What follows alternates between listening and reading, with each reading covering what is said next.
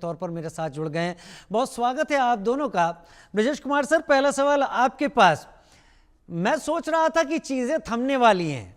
Trump ये कह रहे थे कि 24 घंटे में खत्म कराएंगे, मुझे लग रहा था 1 साल के अंदर तो करवा देंगे, लेकिन अब ऐसा लग रहा है कि ट्रंप भी हथियार देने पर आ गए हैं और अब यह गुस्सा दोनों तरफ से भड़कना लाजमी है। क्या आपको लग रहा है कि अब ये वॉर और एस्केलेट करेगा? राजीव जी, जो वॉर करीब 3.5 साल से चल रहा है और उसमें देश की वो हस्तियां, इंटरनेशनल वर्ल्ड की वो हस्तियां जुड़ी हैं जो कि वेल ऑफ हैं, बोथ इकोनॉमिक टर्म्स में और वॉरफेयर के टर्म्स में, और खत्म नहीं हुआ है, तो ये लगता है कि मामला पेचीदा है। खैर, स्पेसिफिकली इसके ऊपर में बात करें तो लगता है कि प्रेसिडेंट ट्रंप को अपने पुराने जितने यूएस राष्ट्रपति को जितना मालूम था वो अभी उनको शायद मालूम पड़ रहा। पिछले 6 महीने से उन्होंने ट्रांजैक्शन डिप्लोमेसी के जरिए सोचा कि ये जंग को रोक देंगे, सीज फायर करा पाएंगे, और उन्होंने काफी इन्वेस्टमेंट की है पर्सनल, खासकर मिस्टर पुतिन के साथ बातचीत करने में।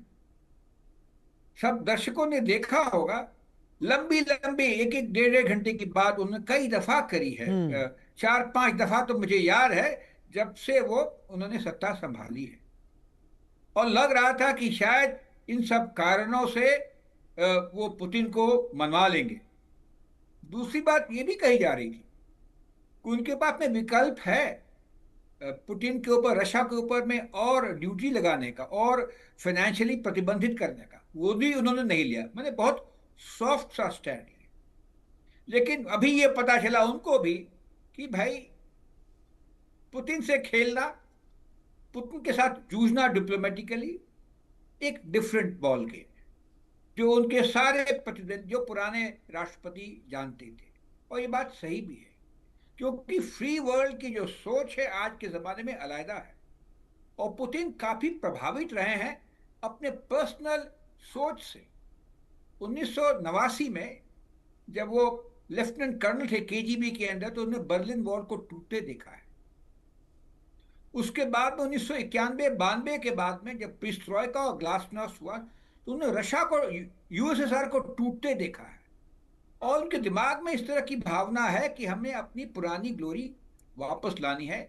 तो इस करके उनके उनकी और उनकी जोड़ी जो लावरोव की है, उनके जो फॉरेन मिनिस्टर, बहुत ही तगड़ी है। और जो खाई है अमेरिका या वेस्ट और रशिया के सोच में, वो अभी तक अनब्रिजेबल ब्रिज नहीं हो पाई है।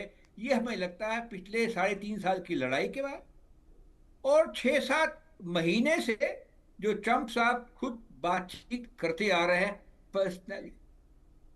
तो ये एक संदेश यूक्रेन के लिए अच्छा है, क्योंकि ये जब बातचीत का सिलसिला शुरू हुआ, रशिया ने अपनी सरगर्मियां लड़ाई के मैदान में बहुत तेज कर रखी थी। ज्यादातर लड़ाई तो खैर बम वर्षा, यूएवी, मिसाइल्स वगैरह से ही हो रही है, मगर उनकी तीव्रता कीव के ऊपर में, खार्किव के ऊपर में, ज़पोरिजिया के ऊपर में बहुत बढ़ गई थी।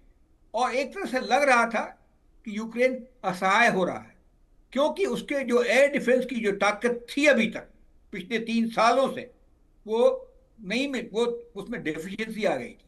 तो अभी हमको ये लगता है कि ये डेफिशिएंसी पूरी होगी और लड़ाई का सिलसिला लगता है चलता पड़े। उसके अलावा रशिया ने अपनी जमीनी हरकत भी बहुत तेज कर दी। ठीक है। कर्स्क के इलाके में पूरे यूक्रेन को हटा दिया था और धीरे धीरे प्रगति कर रहे थे।